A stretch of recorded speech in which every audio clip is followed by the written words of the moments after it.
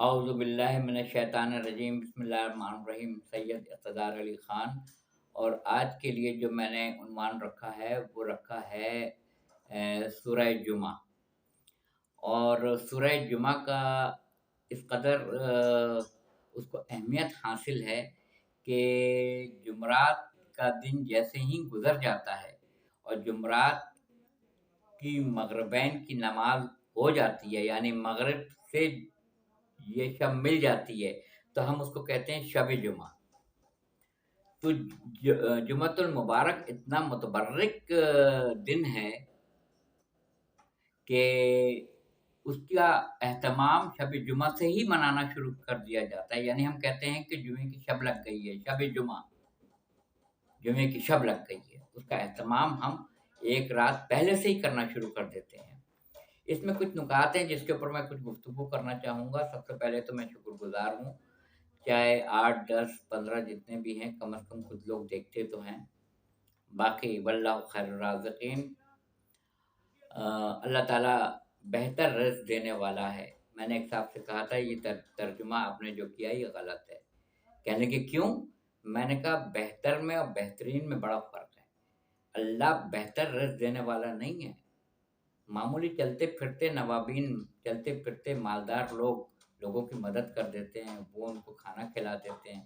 جگہ جگہ آپ دیکھ رہے ہیں لوگ کھانا کھلا دیتے ہیں، صبح کا ناشتہ کراتے ہیں، دوپہر کا کھانا، رات کا کھانا کھلا دیتے ہیں، تو رزق تو وہ بھی دے رہے ہیں۔ اللہ بہترین رزق دینے والا ہے۔ آپ اپنا کام کرتے جائیے اور کشتی خدا پہ چھوڑ کے لنگر کو توڑ دے۔ جب لنگر کو توڑ دیا، اب کشتی پانی کے اوپر ہے اور اللہ کے سپرد ہے۔ اللہ حفاظت بہترین کرنے والا ہے۔ تو آپ نے اپنا کام کر لیا، اس میں کتنی برکت اللہ دیتا ہے۔ وہ جس کو چاہتا ہے کہتا ہے میں رزق وافر مقدار میں دیتا ہوں، جس کا چاہتا ہوں کم کر دیتا ہوں، اور بہترین رزق دینے والا خدا بندے علی اعلیٰ ہے، اللہ تعالیٰ کے ساتھ۔ تو سورہ جمعہ کے اوپر بات ہو رہی تھی کہ سورہ جمعہ میں یہ ہے کہ جب تم اذان سنو یا نماز کا وقت ہو جائے تو تم نماز کی طرف پہل کرو اور رجوع کرو اور اپنے سارے کاروبار کو بند کر دو۔ اس سے تو پہلا نقطہ تو یہی ہائی لائٹ ہوتا ہے، اجاگر ہوتا ہے کہ کاروبار ہو رہا تھا جمعے کے دن۔ جو لوگ یہ کہتے ہیں کہ جمعے کے دن کاروبار نہیں ہے، وہ آیت بتا رہی ہے کہ کاروبار تھا۔ تو اسی لیے آیت میں یہ ہے کہ اپنے تمام کاروبار کو بند کر دو اور نماز کی طرف پہل کرو، رجوع کرو۔ دوسرا یہ ہے کہ جب نماز سے فارغ ہو جاؤ تو زمین میں پھیل جاؤ اور اللہ کا فضل تلاش کرو۔ اللہ کا فضل کیا کیا ہے؟ اللہ کا فضل اچھی صحت، اچھی عقل، روزگار، اچھی اولاد، بہترین نعمتیں۔ اللہ کے فضل کی تو مثال ہی بیان کرنا ناممکنات میں سے ہے۔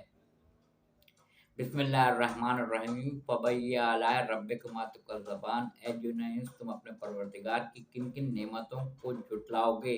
نعمتوں کا اطلاق جو ہے وہ فضل پہ ہوتا ہے۔ اللہ تعالیٰ تم میرے فضل میں اضافہ کر، ہم دعا مانگتے ہیں، اللہ سے دعا کرتے ہیں کہ فضل میں اضافہ کر، اللہ تو اپنا فضل نازل کر۔ فضل کے اندر یہ لفظ ایسا ہے کہ اس کی کوئی حد نہیں ہے۔ اللہ جس کو چاہے کثیر تعداد میں نواز دے، وہ مالک ہے، خود مختار ہے۔ زمین میں پھیل جاؤ، یعنی اس سے بھی ظاہر ہو رہا ہے کہ جمعے کے دن کاروبار تھا اور نماز کے بعد کاروبار ہے، کہ تاکہ لوگوں کو یہ پتہ چل جائے کہ فضل تلاش کرنا کیا ہوتا ہے۔ اپنے کاموں کے اوپر رجوع کرو، اپنے کاروبار پر رجوع کرو، جو کام تم کر رہے تھے اپنے فائدے کے لیے، رزق حلال کمانے کے لیے، جو بھی تم کاروبار حق حلال کی کمائی کے لیے کر رہے تھے اس طرف رجوع کرو اور اللہ کا فضل تلاش کرو۔ اللہ کا فضل اس کو الگ سے کسی عنوان پہ انشاءاللہ تعالیٰ میں کوشش کروں گا، حق تو کوئی بھی نہیں ادا کر سکتا ہے فضل کو بیان کرنے کا، مگر میں کوشش کروں گا کہ فضل کے اوپر جو ہے ایک کلپ اپلوڈ کروں۔ فضل تو پہلے یہ ظاہر ہو رہا تھا کہ جمعے کے دن کہتے ہیں کاروبار نہیں ہوتا ہے، ایسی بات نہیں ہے، کاروبار ہو رہا تھا، تبھی کہا کہ اذان کے وقت نماز کی طرف رجوع کرو، کاروبار کو بند کر دو۔ دوبارہ یہ ہے کہ جب تم نماز سے فارغ ہو جاؤ تو زمین میں پھیل جاؤ اور اللہ کا فضل تلاش کرو. یعنی فضل تلاش کرنا یہ ہے رزق تلاش کرو. رزق میں تو فضل اور رزق یہ ایسے عنوانات ہیں جس کے اوپر گفتگو کرتے کرتے خطیب، علماء، مقرر، بہترین خطیب، عالم حق نہیں ادا کر سکتا ہے کہ فضل کی کتنی شکلیں ہیں اور نعمتوں کی کتنی شکلیں ہیں. دنیا کے سارے درخت قلم بن جائیں اور سارے سمندر روشنائی بن جائیں اور سات سمندر اور لے آؤ، تب بھی تم میری نعمتوں کو اے جن و انس جھٹلا نہیں سکتے اور میری حمد کو تم بیان نہیں کر سکتے ہو. تو سورہ لقمان 31واں سورہ، اس میں یہ آیت ہے کہ دنیا کے سارے درخت قلم بن جائیں اور ساتوں سمندر روشنائی بن جائیں اور سات سمندر اور لے آؤ، تب بھی تم میری حمد کو، میری حمد و ثنا کو بیان کر ہی نہیں سکتے ہو. میرا فضل کہاں پر آ کر رکتا ہے تم نہیں بیان کر سکتے ہو. میرا شکر، میری نعمتوں کا اطلاق تم کر نہیں سکتے ہو، ادراک کر نہیں سکتے ہو. میرے فضل کا ادراک تم کر نہیں سکتے ہو. تو سورہ جمعہ میں یہ ہے کہ کاروبار پہلے ہو رہا تھا، آیت سے ظاہر ہے. پڑھ لیجیے گا آپ جا کے، جب نماز سے فارغ ہو جاؤ تو زمین میں پھیل جاؤ اور اپنا فضل تلاش کرو، یعنی رزق کی طرف دوڑو، پھر دوبارہ سے کام پہ لگ جاؤ. اور اس میں ایک جو 5 نمبر کی آیت ہے وہ بہت ہی اہم ترین آیت ہے، وہ سمجھنے کی آیت ہے. دیکھیے، جب اللہ تعالیٰ کسی کتاب کا نام لے اور قوم کا نام نہ لے تو اللہ تعالیٰ ہمیں پڑھا لکھا دیکھنا چاہتا ہے.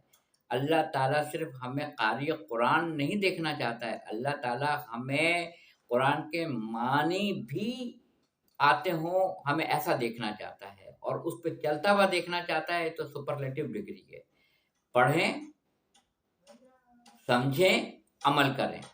تو ہم نے جب ایک لفظ کہا تو ہمارا قاری جو ہے وہ سمجھے کہ ہم کس قوم سے مخاطب ہیں. اللہ آپ سے یہ چاہتا ہے، اللہ ایک بات کہے گا، دوسری بات آپ کو سمجھنا ہے. سچوں کے ساتھ ہو جاؤ. اب سچے آپ کو ڈھونڈنا پڑے گا قرآن میں کون ہے، یا ہسٹری میں جانا پڑے گا کہ سچے کون ہیں. اللہ نے تو تمہیں بتا دیا، سچوں کے ساتھ ہو جاؤ. باقی کچھ محنت تم بھی تو، ہمیں بھی تو کرنی چاہیے نا. سچے کون ہیں، کون سی جماعت سچوں کی ان کے ساتھ ہونے کا حکم ہو رہا ہے. اسی طرح اللہ تعالیٰ نے 5ویں آیت میں یہ کہا ہے کہ اور جن کو ہم نے توریت دی، قوم کا نام نہیں ہے، نہیں ہے، وہ آپ کو خود ڈھونڈنا ہے. اور جن کو ہم نے توریت دی انہوں نے اس کے بوجھ کو نہیں اٹھایا. ان کی مثال حمار، گدھے کی مثال ہے. معاذ اللہ، معاذ اللہ. ہم نے جن کو توریت دی انہوں نے اس کے بار بوجھ کو نہیں اٹھایا. یہ 5ویں آیت ہے سورہ جمعہ کی. انہوں نے اس کے بوجھ کو نہیں اٹھایا جن کو ہم نے توریت دی تھی. ان کی مثال گدھے کی مثال ہے. کسی کو تو گدھا کہا ہے نا اللہ نے، کسی کو تو کہا ہے نا گدھا، کہ جن پہ بھاری بھاری کتابیں لدی ہوئی ہوں. اگر ایک شخص اپنے پاس لائبریری میں کتابوں کا انبار لگا دے اور ویڈیو بنا دے میری طرح، تو کیا آپ یہ سمجھیں گے کہ میں نے ساری کتابیں پڑھی ہوئی ہیں، ساری کتابوں کا علم مجھے آتا ہے؟ نہیں جناب، میں نے آپ کو دکھانے کے لیے سجائی ہیں کہ میں اتنی کتابیں پڑھ چکا ہوں. حالانکہ یہ سچی بات نہیں ہے. اس میں سے اگر میں 50% بھی پڑھ لوں تو بہت بڑی بات ہے.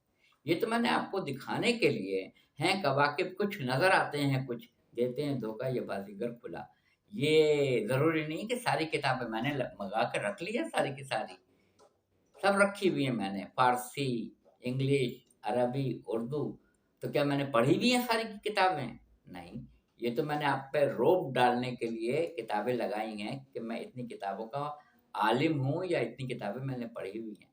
تو اس 5ویں آیت میں یہی ہے کہ جن کو ہم نے توریت دی انہوں نے اس کے بوجھ کو، بار کو نہیں اٹھایا. ان کی مثال حمار، گدھے کی مثال ہے جس پہ بھاری بھاری کتابیں لدی ہوئی ہوں. اس کا اطلاق زبور والوں پر بھی ہوگا، انجیل والوں پر بھی ہوگا، قرآن مجید پڑھنے والوں پر بھی ہوگا. یہ قرآن مجید طاق میں رکھنے کے لیے نہیں آیا تھا. یہ قرآن مجید مریضوں کو ہوا دینے کے لیے صرف نہیں آیا تھا. یہ قرآن مجید صرف بیٹیوں کو رخصت کرنے پر سر کے اوپر رکھنے کے لیے نہیں آیا تھا. یہ وضو کر کے پڑھنے کے لیے آیا تھا، صرف تلاوت کے لیے نہیں آیا تھا، سمجھنے کے لیے بھی آیا تھا. کس کے لیے؟ اس میں اللہ تعالیٰ کیا ہم سے ہے, किस चीज़ के बारे में अल्लाह हमसे कह रहा है, क्या चीज़ के बारे में अल्लाह हमें समझा रहा है, और सिर्फ समझा नहीं रहा है, फिर कह रहा है इसके ऊपर अमल भी करो।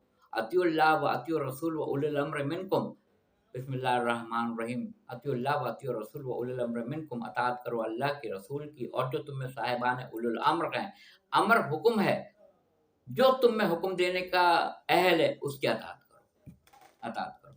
सिर्फ पढ़ के रख देना बहुत सवाब है, चूम लेना सवाब है, जुज़दान में रखना सवाब है, बोसा देना सवाब है, मगर पढ़ना बेहतरीन सवाब, समझना उससे ऊपर का सवाब, उस पे अमल करना सुपरलेटिव डिग्री, सबसे गहरा सवाब। क्या कहना है? तो इसका इतलाक़ सिर्फ तौरात वालों पे नहीं है, बल्कि ज़बूर वालों पे भी है, इंजील वालों पे भी है, कुरान मजीद पढ़ने वालों पे भी है कि तुम्हारे पास किताब तो है, बेहतरीन, कायनात की बेहतरीन हसीन तरीन किताब, ना इससे पहले आई, ना इस वक्त मौजूद है कुरान मजीद से बढ़ के कोई किताब, और ना क़यामत तक कोई किताब आएगी। सूरह जुमा हमें यही बता रहा है। तो किताब को रखो, पढ़ो, समझो और अमल करो, वरना क्या होगा? वरना यही होगा जो सूरह मुदस्सिर उसके आयत नंबर 49, 50, 51 में है। बिस्मिल्लाहिर्रहमानिर्रहीम, फमा लहुम अन तज़क्करतुल मोरज़ीन कअन्नहुम हुमरुम मुस्तनफ़रा फ़र्रत मिन क़सवरा। इनको क्या हो गया? ये तस्करे से क्यों भागते हैं? तस्करे की आयत में तस्करे का लफ्ज़ है, पढ़ लीजिएगा। आयत नंबर, सूरह मुदस्सिर की आयत नंबर 49, 50, 51, फमा लहुम अन तज़क्करतुल मोरज़ीन। तो इनको क्या हो गया है? ये तस्करे से क्यों भागते हैं? क्या ये वहशी गधे हैं जो शेर को देख के भाग रहे हैं? पढ़ लीजिएगा। अब लिखने वाले ने जब तर्जुमा लिखा तो इनको क्या हो गया? ये जंग से क्यों भाग रहे हैं? जंग का तो लफ्ज़ ही नहीं है आयत में, तस्करा है। ये तस्करे से क्यों भाग रहे हैं? क्या किसी का कोई तस्करा हुआ था जिसको सुनने के बाद से मजमा मुंतशिर हो गया? और आपने नेशनल नेशनल ज्योग्राफी प्रोग्राम जो होता है, वो मैं कभी-कभी देखता हूँ कि शेर जिस वक्त आता है और शेर हमला आवर होता है, तो किस तरह से हिरन का मजमा भागता है, किस तरह से वहाँ से रेवड़ में से जानवर इधर-उधर भागना शुरू कर देते हैं जब चीता या शेर उन पे हमला आवर होता है। कस्वरा, बिखरा हुआ शेर। इनको क्या हो गया है? क्या ये वहशी गधे हैं? गधा कहा है। ये सूरह मुदस्सिर में भी गधा कहा है, सूरह जुमा में भी गधा कहा है अल्लाह ताला ने। उनको क्या हो गया है? कोई किताब रखता है, नहीं पढ़ता है, वो गधा है, और कोई तज़किरा सुनता है और बर्दाश्त नहीं होता है उससे, उसको भी अल्लाह ताला ने, मगर एक फ़र्क है, सूरह जुमा में वहशी नहीं कहा है, वहशी गधा और गधा दोनों में फ़र्क है। सूरह जुमा में सिर्फ गधा कहा है। जिनको हमने तौरात दी, उन्होंने उसके बोझ को नहीं उठाया, उनकी मिसाल हुमार गधे की मिसाल है जिस पे भारी-भारी किताबें लदी हुई हैं। और सूरह मुदस्सिर की आयत 49, 50, 51 में कहा, बिस्मिल्लाहिर्रहमानिर्रहीम, फमा लहुम अन तज़क्करतुल मोरज़ीन कअन्नहुम हुमरुम मुस्तनफ़रा फ़र्रत मिन क़सवरा। इनको क्या हो गया है? ये तज़किरे से क्यों भागते हैं? क्या ये वहशी गधे हैं? अब वहशी गधा कह दिया अल्लाह ने। गधे में और वहशी गधे में फ़र्क है। क्या ये वहशी गधे हैं जो शेर को देख के भाग रहे हैं? अब आपको जाना होगा हिस्ट्री में ऐसा कौन-सा वाक़या हुआ था, इसका पस मंज़र सियाक़-ओ-सबाक़ क्या था? अल्लाह ने किसको वहशी गधा कहा है? अल्लाह ने किसको कस्वरा कहा है? अल्लाह ने किसको शेर बबर कहा है? किसको शेर कहा है? जो एक शेर को देख के इतने लोग मुंतशिर होके भाग रहे हैं जैसे कि वहशी गधे भागते हैं। इस पे गौर करने की ज़रूरत है। कुरान मजीद की एक-एक आयत के ऊपर यतफ़क्करून, ताक़िलून, तदब्बरून का इतलाक़ होता है। तदब्बुर से काम लो, फ़िक्र से काम लो, अक़ल से काम लो। ये सरसरी पढ़ने वाली किताब नहीं है। ये कोई नॉवेल माज़अल्लाह, कोई डाइजेस्ट, कोई मुसन्निफ़ की तसनीफ़ ये नहीं है। ये वो किताब है जिसका कोई नक़ाद है ही नहीं। ये किताब में और किताब इलाही में यही फ़र्क है। किताब जो दुनिया में राइटर लिखते हैं उसके नक़ाद मौजूद हैं। किताब इलाही वो किताब इलाही है जिसके नक़ाद नहीं मिलेंगे, तनक़ीद करने वाले नहीं मिलेंगे। इस किताब को गैर मुस्लिम भी बहुत कसरत से पढ़ते हैं اور کسب علم لیتے ہیں اور اس سے نتیجہ اخذ کر کے چیزیں ایجاد کرتے ہیں، کائنات میں تلاطم برپا کر دیتے ہیں، اس سے سیکھتے ہیں۔ افسوس ہم اس کو پڑھ کے سمجھتے نہیں ہیں، عمل کرنا تو کجا، اور اس کو رکھ دیتے ہیں۔ سورہ جمعہ کے حساب سے میں نے یہی بنایا تھا کہ کتاب کی اہمیت کو سمجھیے، کتاب کیا ہے، کتاب الہی کیا ہے۔ کتاب کا نقاد مل جائے گا، کتاب الہی کا کوئی نقاد نہیں آپ کو ملے گا۔ نو پلک سے اللہ تعالیٰ نے سورہ ہم سے لے کے سورہ والناس کی سین تک زیر زبر پیش میں تحریف نہیں ہوگی، اور جو کہہ دیا وہ حرف آخر ہے، اور قیامت تک کے لیے اس پہ عمل درآمد ہوگا۔ اس میں ایک رتی برابر بھی ادھر سے ادھر زیر زبر پیش کرنے کی کسی میں جسارت اور ہمت نہیں ہے۔ ہم نے ذکر کو نازل کیا ہے، اس کی حفاظت ہم کریں گے۔ سورہ جمعہ کے حساب سے یہ کلپ آپ کو کیسی لگی آپ مجھے بتائیے گا، اور اپنی قیمتی رائے سے مجھے آگاہ ضرور کیجیے گا۔ وآخر دعوانا الحمدللہ رب العالمین۔